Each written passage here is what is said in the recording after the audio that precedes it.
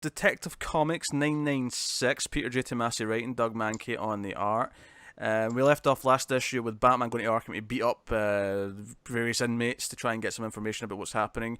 He's unsuccessful, basically. And none of them. I love the Zaz part though, where he said that you ruined my canvas. Yeah, and I'm saving a special spot for you when I kill you. I was a little disappointed not to see any of the beating up in terms of as an action sequence. Because it ended in that cliffhanger last issue, you feel like you were owed like the visual. Yeah, we cut straight to the aftermath, which is fine. Like, there's nothing wrong with what's here. I would have liked to see some of the bit in between.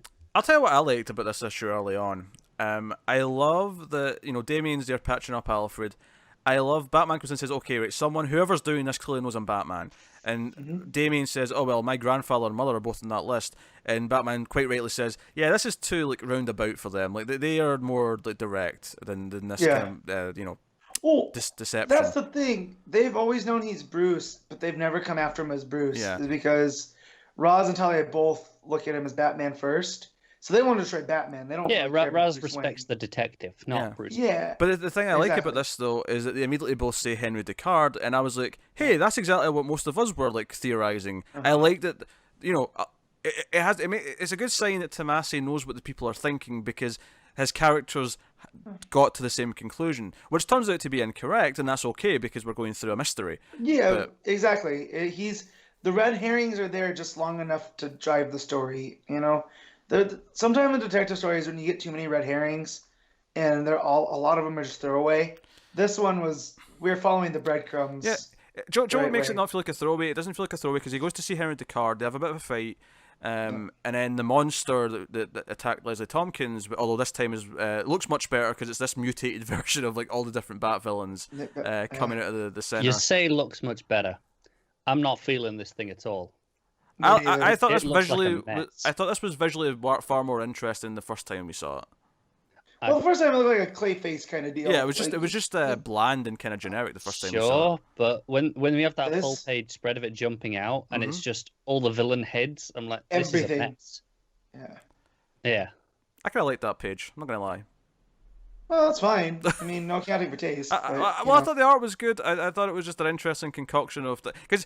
This made the thing more interesting to me that it was like trying to impersonate all of his villains or something like that. It was almost like it almost made me think of like the Thing trying to decide who that it's trying to assimilate and not really making a choice and kind of right. But here though it has all of the Bat villains to play with instead of just a set number to where if it kept trying to go back and forth between different ones, here it was just like almost like a showcase for Mankey to draw all these different villains. That's fair. I just thought it looked good. I mean, I don't really feel that strongly about it. I'm not going to sit here and defend the concept of it. I think the monster's still the weakest part. But anyway, so what I was saying though is the reason why this doesn't feel like it's just an unjustified red herring is because this leads to a natural conclusion that follows the mystery, and that natural conclusion is that Batman realizes that everyone who was involved in making him Batman are being killed off. Henry Descartes is the next victim. And that leads to where he goes next, which is to go and see Sensei. So, to me, that's why it doesn't feel like just a pointless red herring because it does naturally lead to the next part of the story. And he gets there, and we get a fun scene where he fights the last remaining student of the Sensei school. It's probably the highlight of the issue is this action sequence. I thought it was really cool. Really takes advantage of Monkey's strengths here. There's not a lot of line work to get caught up on. Yeah, like we were saying in the last one. It's pretty clean. I think his art in this issue is better than the last two. I think this is the best looking issue. Do you know what I think? Some of it I agree with. This end section I think looks the best. I think it's because it's in the light. I think that's what I was getting at. He overcompensates with the shadows and it becomes inky and scratchy. Whereas here in the light, it's a lot cleaner. It's got time to shine a little bit more. It looks a lot better. Yeah, and I was getting shades of Batman Begins, which is, for me a good thing, because he's going up the cliff, and that's part of the thing to get up to the school is getting up there unassisted without any, I guess ropes and equipment and whatnot. Speaking of shades of things, the fact that Tomasi's like referencing events of Batman and Robin, which he did, and bringing those up, and even the fact that he's got Batman and Damien having moments. That was the first arc of Batman and Robin, wasn't it? Yeah, that was the Nobody. Nobody. That was the first time we saw Nobody. At least did he not come back later for another arc? Was it spread over a He couple did, things? but much later. That was more Robin. I don't Okay. think Bruce was around for that one. Fair enough. But yeah, what was that in? Was there wasn't a Robin comic, was there? Well, Maybe there was was. Robin War and there was all that Yeah. stuff. I don't know if Well, there was when he came back from Apocalypse. I think there was a Robin book for a little bit that I went through, and that's how he got the bat. But we haven't seen him in a while. The Dragon Bat. Yeah, Goliath. In a while. Goliath. Yeah. yeah. But anyways, the refresh of Teen Titans basically wiped that, I guess. Yeah.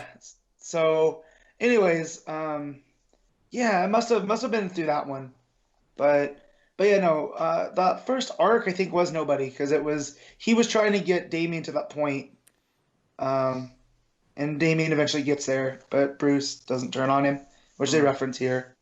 Yeah. But I like the stuff with Ducard and him talking about you took my son.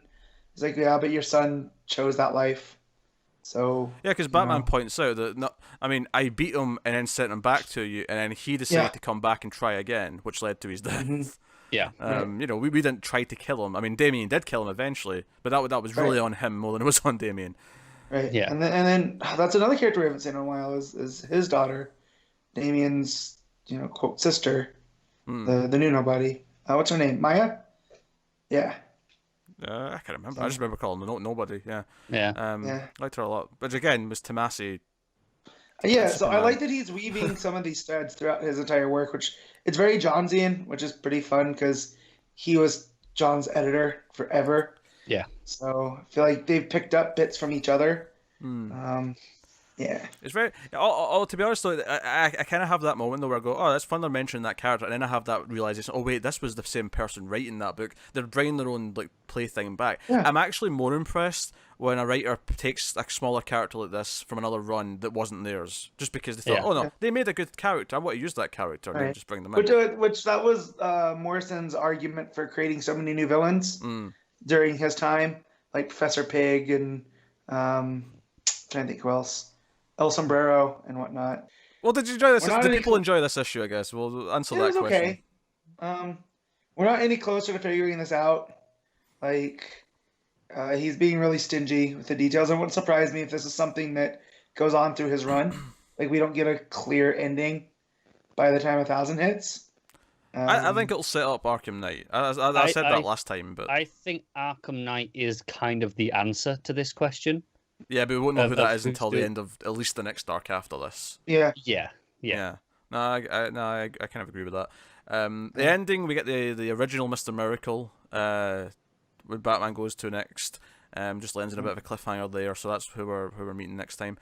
I enjoyed this issue well enough. I do think the art was probably the best of the 3 issues in this one.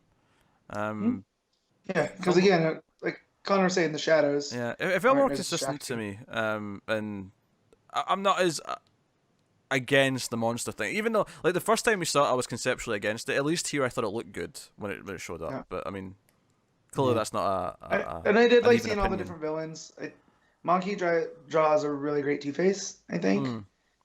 So that was cool to see at the beginning, and then on all the creatures. So yeah. I think I came out of it feeling it was all right. It wasn't set me up well on fire or anything. I thought. That section with Ducard in the middle was probably my least favorite section, which was probably the bulk of the issue. I liked it. I liked the catacombs. That was really cool. That bit wasn't really working for me. The start stuff with Robin was cool, and then the stuff up on the mountain I liked. Great touch in the art is it when he gets up there. There's a guy with a sword stabbed through his neck with a hand holding onto it, just a hand, and it's his hand that's there. So it's his own sword. I was like, okay, that's cool. Yeah. It's a middle issue of an arc, so if you are feeling a little like the pacing's maybe hitting, it's the natural place that it's going to, really. But no, I quite like this one. So we give it, Matt. Oh, this is a 7.5. Connor. It's a 6. That's when I say it's all right. That's a 6. I will go with 7.5 as well. That was good. That was good.